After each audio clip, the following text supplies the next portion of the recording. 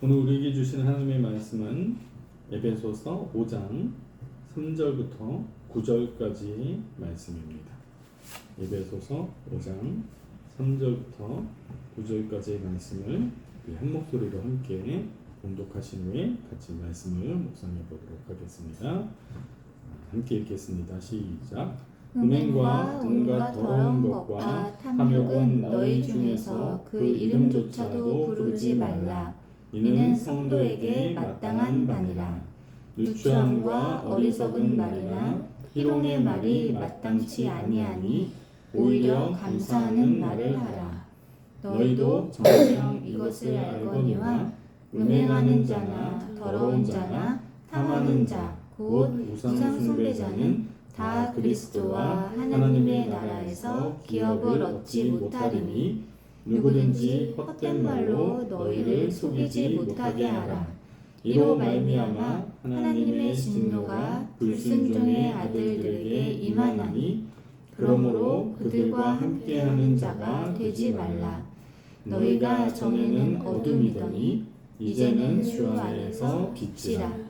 빛의 자녀들처럼 행하라. 빛의 열매는 모든 착함과 의로움과 진실함에 있느니라. 아멘. 네, 에베소서 4장에서부터 사실 지금 계속 같은 주제가 이어지고 있는데 5장에 들어서 사도 바울은 그 이야기를 좀 더 넓혀서 거룩에 관한 이야기를 우리에게 해주고 있음을 보게 됩니다. 성경에서 계속해서 반복이 된다라는 것은 굉장히 중요하다라는 것을 말을 합니다. 아마 우리 부모님들이 이렇게 자녀들에게 잔소리하는 거 굉장히 싫죠, 그죠? 잔소리가 뭘까요? 잔소리가 사랑의 말. 사랑의 말이지만 우리가 이 잔소리라고 말할 때 그 의미에는 똑같은 말을 계속 반복하니까 그게 잔소리처럼 들리는 거예요. 그만큼 하는 사람은 중요하게 생각하기 때문에 계속하는 거지만 듣는 사람에게는 그 똑같은 말이 계속 반복해서 나에게 전달되고 있기 때문에 그것을 잔소리라고 그렇게 인식을 하는 경우가 많습니다. 저는 이 잔소리가 그렇게 무조건 나쁜 것만이라고는 생각하지 않아요.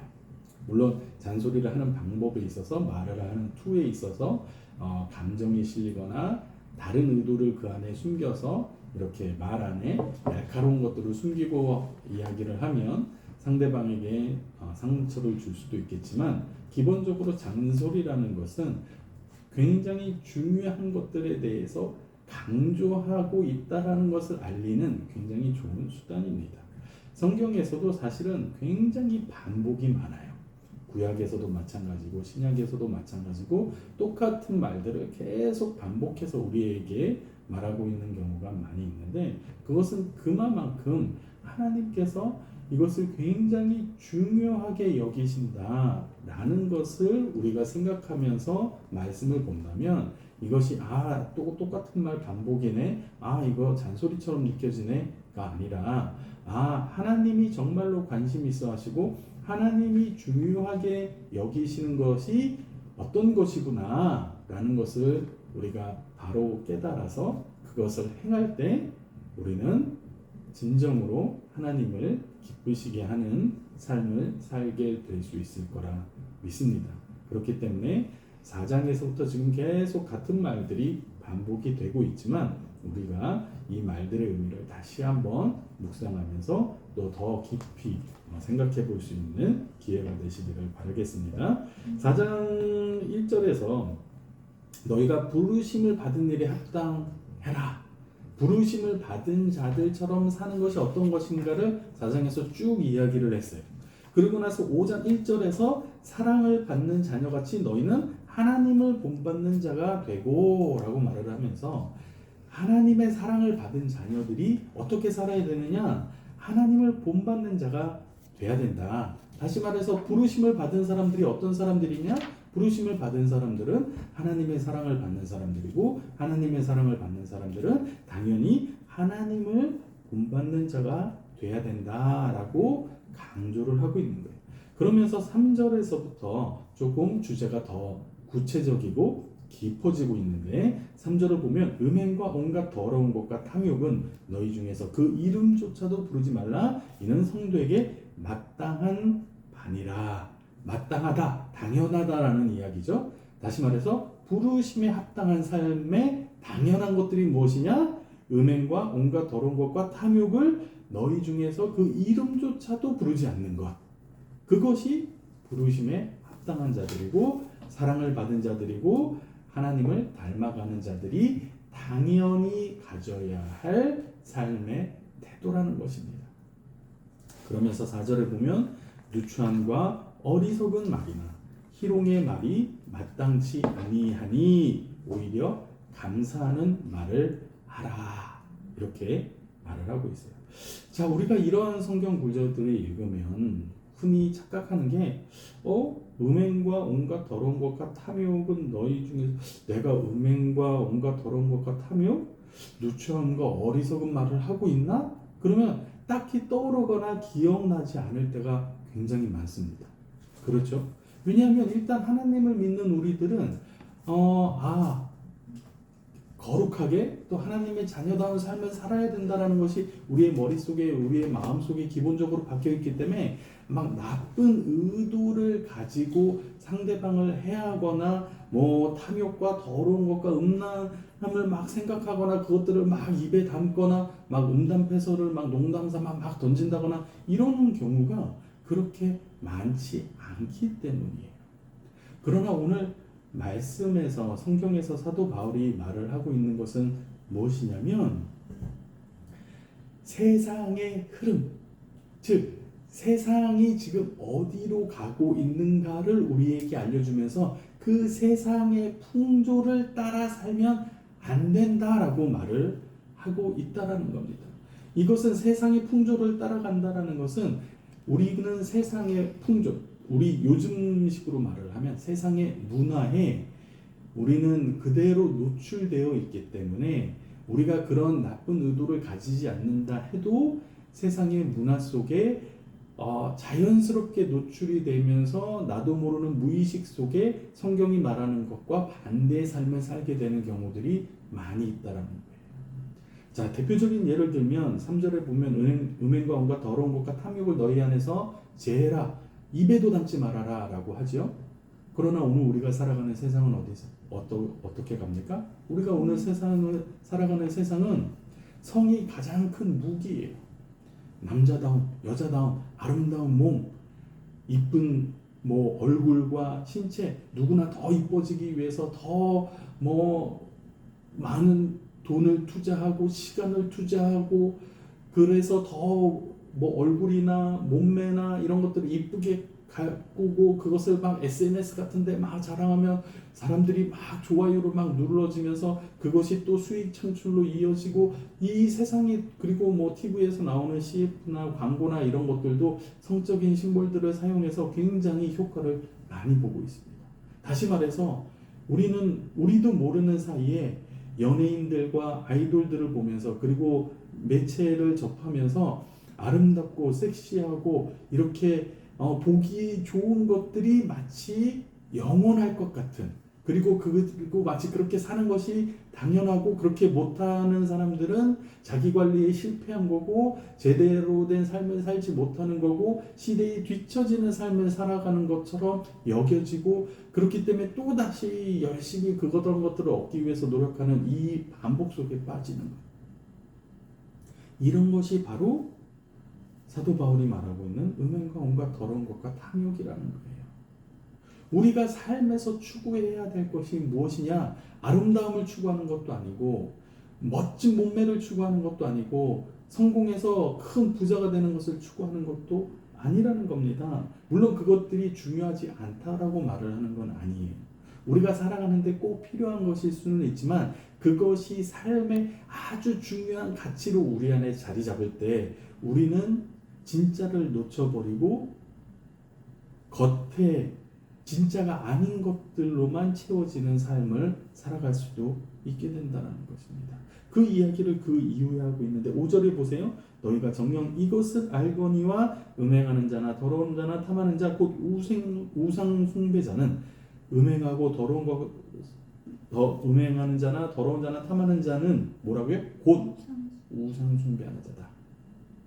즉 나의 욕심, 쾌락, 내가 원하는 것들을 추구하는 삶, 즐거움을 추구하는 삶, 잠깐의 기쁨과 만족을 위해서 나의 모든 것들을 투자하는 삶이란 우상을 숭배하는 것과 같다라는 거예요. 다시 말해서 이 땅에서 잠시 있다가 사라져 없어져 버릴 것들을 추구하는 삶이 곧 우상을 숭배하는 것과 같다라고 말합니다. 여러분 건강 굉장히 중요하죠. 누구나 다 건강하게 살기를 꿈꾸죠. 그리고 실제로 우리가 살아가는 데 있어서 건강은 굉장히 중요한 겁니다. 그런데 건강이 영원합니까? 아니요. 아니죠. 내가 아무리 운동을 열심히 하고 몸 관리를 하고 막 자기 관리를 철저하게 하고 식단을 해서 몸에 좋은 음식들만 먹어도 사람은 영원히 건강할 수 없어요. 시간이 지나면 노화가 되고 퇴화가 되고 결국에는 힘이 빠지고 우리가 하나님 앞에 가게 되는 그날이 반드시 온다는 겁니다. 우리가 살아가는 동안 잠깐 건강함이 우리에게 중요한 요소로 작용할 수는 있지만 건강은 영원한 것이 아니라는 거예요.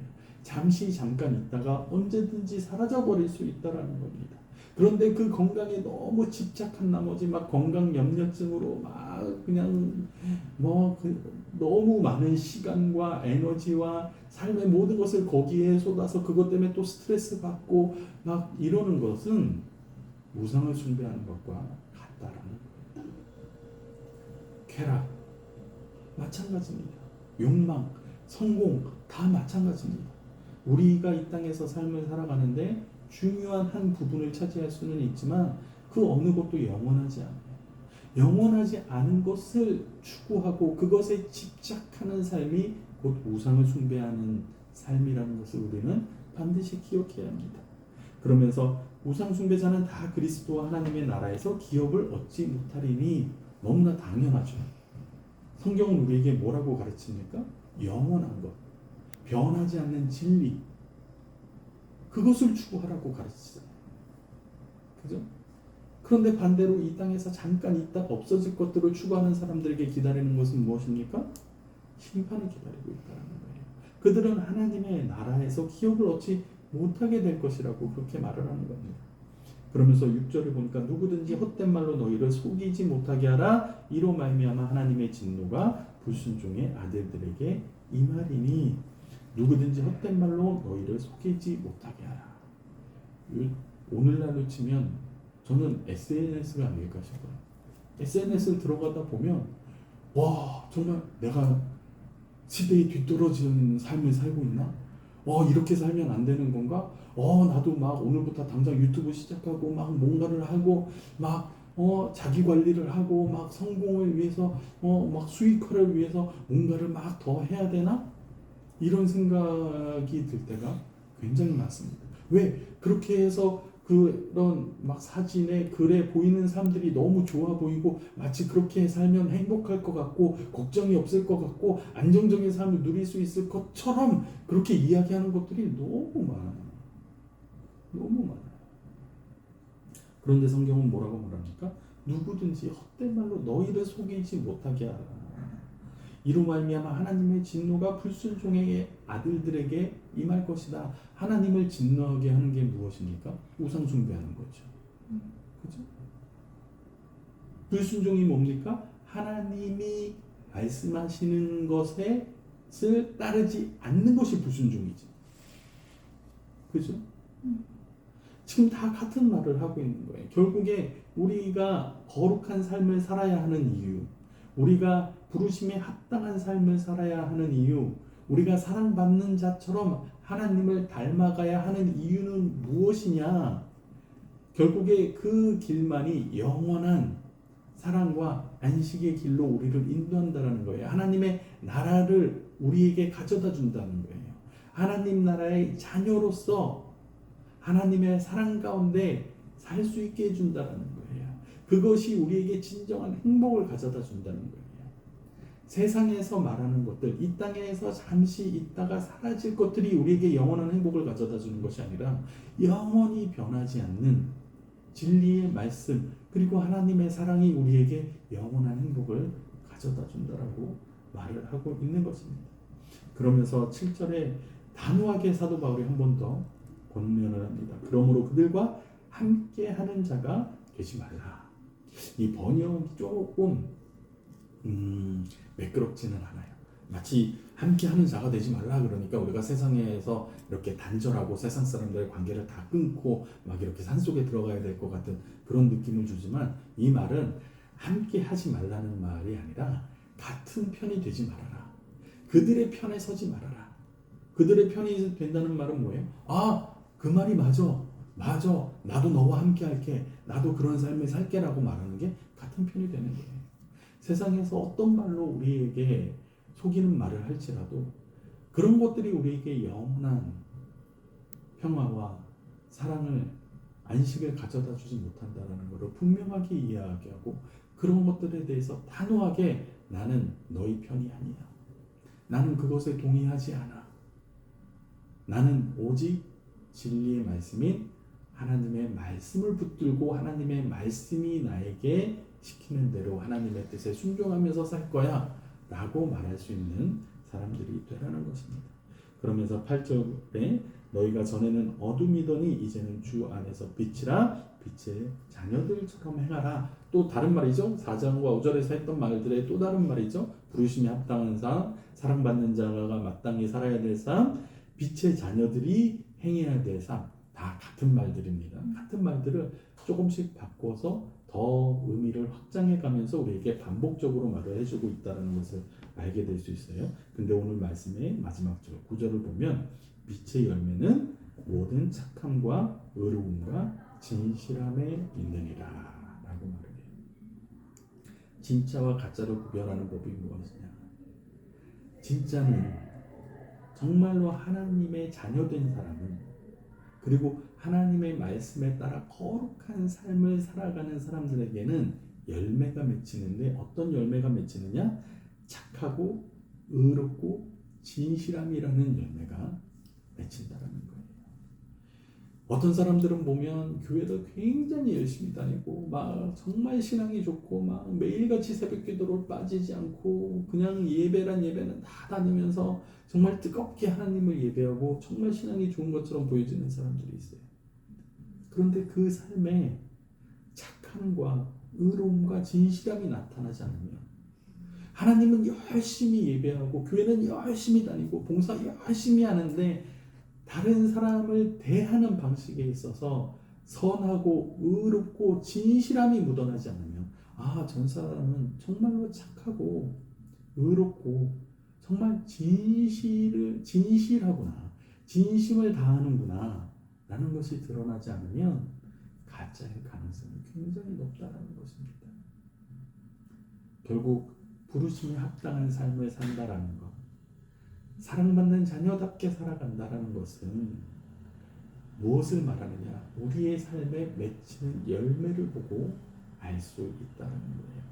교회를 얼마나 열심히 다니느냐, 봉사를 얼마나 많이 하느냐, 아니면 헌금을 얼마나 많이 하느냐에 따라서 다른 것이 아니라 바로 우리의 삶에 맺어지는 열매인데, 이 열매는 어디에서부터 나오는 열매냐?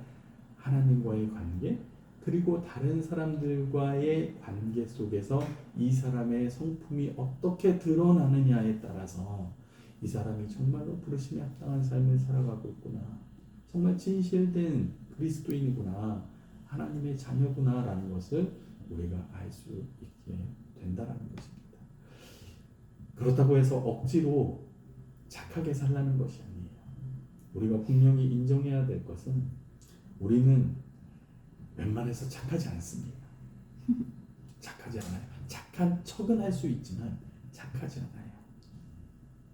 진짜 착하고 의롭고 진실함이 내 삶에서 묻어나오는 것은 내 안에 하나님께서 온전히 거하고 계실 때, 예수 그리스도와 연합하여 한 몸을 이루고 성령님이 나를 새롭게 하실 때 우리는 진짜로 착하고 의롭고 진실된 관계를 맺고 그렇게 열매를 맺으며 살아갈 수 있는 것입니다.